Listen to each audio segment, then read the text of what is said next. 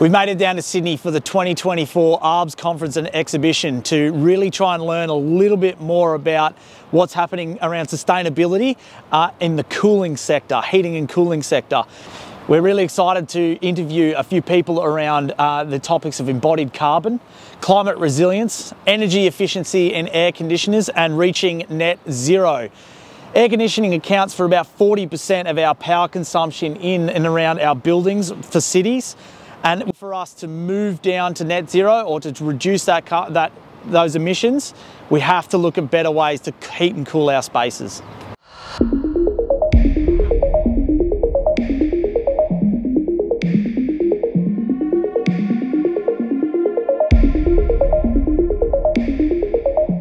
So Buildings Alive's been around since 2012, so we're just a bit over 10 years old. It started as an academic experiment. Even before that, I was doing research working in a large real estate group who was really focused on the human dimension of energy efficiency. So we're talking about, you can change plant and equipment, you can upgrade things, but there's also massive people factor, which probably accounts for about 50% of all savings you can achieve in buildings. Is how do you operate the building, what decisions are made, and so forth. So Buildings Alive essentially came into existence to turn raw data into clear, timely feedback for building operators.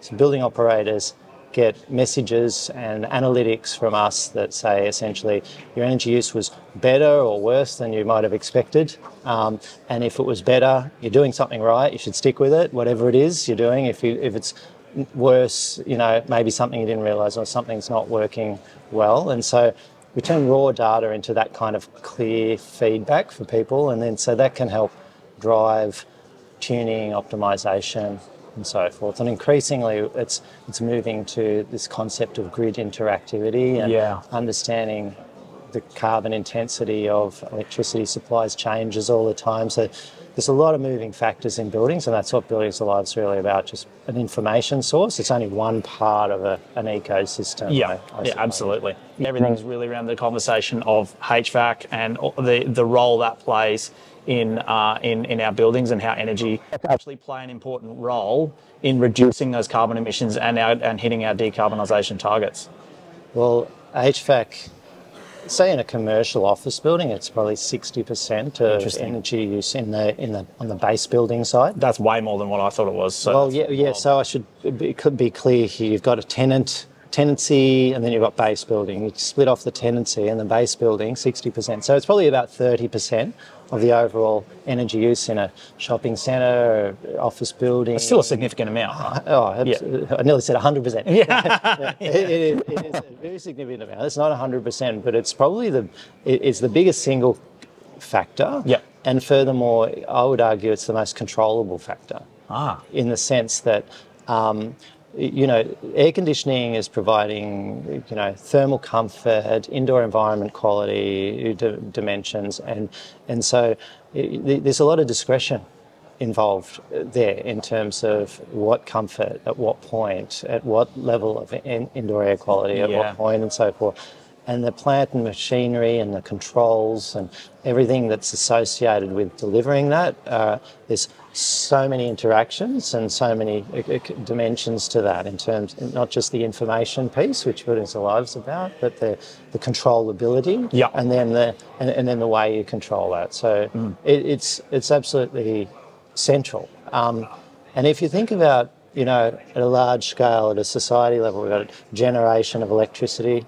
Let's say we've got consumption of electricity, and it's a lot of consumption, but it's also, because it's variable, it's a little bit like it can function more like storage in a sense. We talk about battery storage. Yeah. Well, HVAC systems can have thermal storage. Oh, that's an interesting conversation. Hot water, chilled water, but they can also just delay or shift or increase or decrease the work they're doing at any point in time to optimise the overall system. So they're actually misunderstood in terms of the scale of the opportunity that HVAC offers. That's a really interesting point. Yeah. I guess I know that our country's target is of 2050. of net zero, reaching net zero. And your chat yesterday, or your presentation yesterday, was really around net zero. What are some of the challenges that you're seeing that our country is facing, I guess, in order to achieve that net zero goal of 2050? So net zero by 2050 is the goal of the Framework Convention on Climate Change, the United Nations Framework Convention on Climate Change, which is essentially we want to try and keep global heating to under 1.5 degrees by the middle of this century. Most scientists say we're actually looking at 3 degrees already locked in. Like it's a very serious challenge, but an incredibly challenging undertaking as well, right? Yeah. So we're talking fundamental transformation of how the world operates, right? Australia are probably more, if you bring that back, is the Australian federal government has said we want to be 82% renewable electricity on our renewables on our electricity system by 2030. So 82% of our electricity supply is renewable electricity. To achieve that by 2025 or something, that means 100% of electricity at certain times has got to be renewable.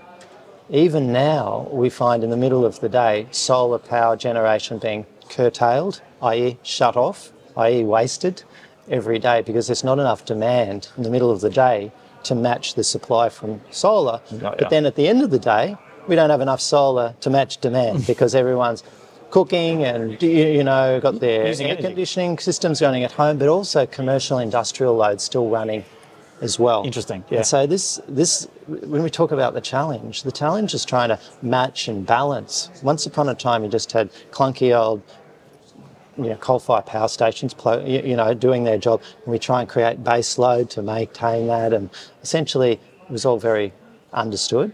Now you've got variable renewable energy supplies, variable loads, a whole lot of these things, and so again, that's where demand side becomes absolutely critical. And so the biggest challenge really is to shift from this supply side only thinking to demand and supply and the interactions of the two. And what uses most electricity?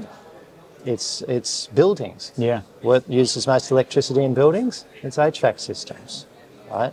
And so as we electrify, as we need to, we're also shifting more load at different times, pulling gas out of the system. It creates more demand in the morning for heating, more demand in the afternoon for cooling and so forth.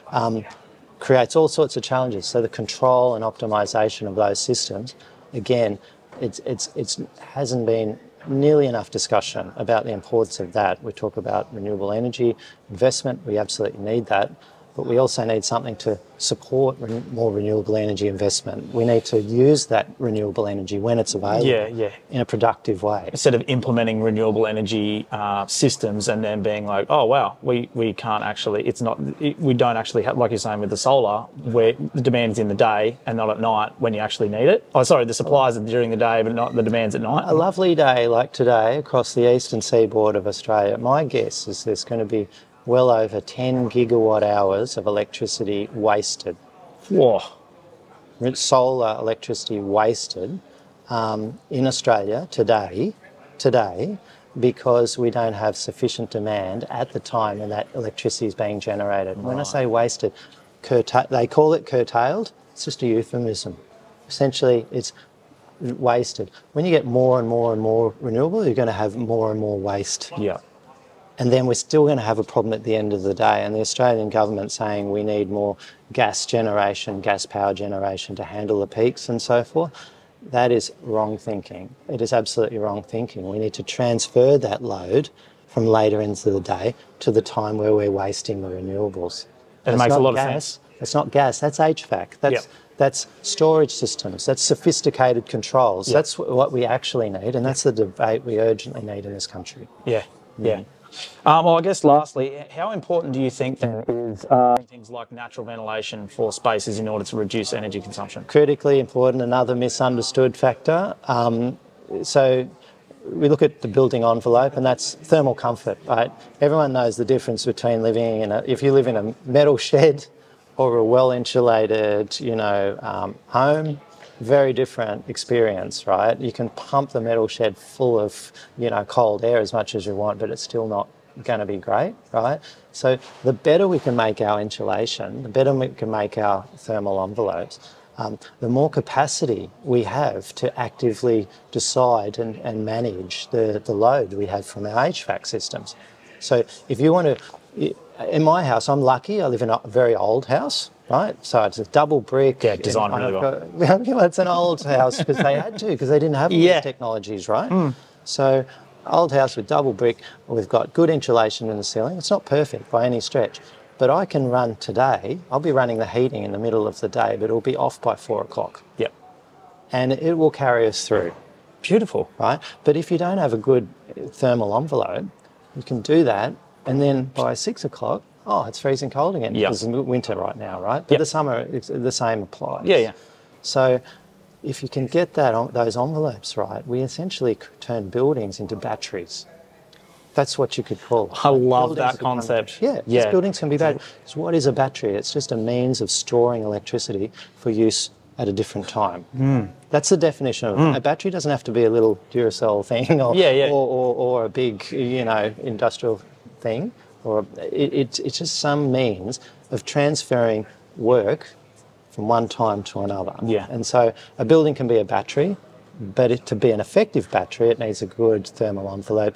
And natural ventilation and so forth is so valuable because it can be part of your whole suite of strategies that you might adopt, right? Yep. So, I think it just needs to, I'm glad you're asking those questions, and I think everyone should be considering those, and certainly our policymakers. It would be the lowest cost, most effective, with all sorts of side benefits, if you like, that come through from thermal comfort, health, productivity, and so forth come from it. Awesome. Well, thanks, Craig. Thanks for your time. Pleasure. Appreciate it, mate. Appreciate it.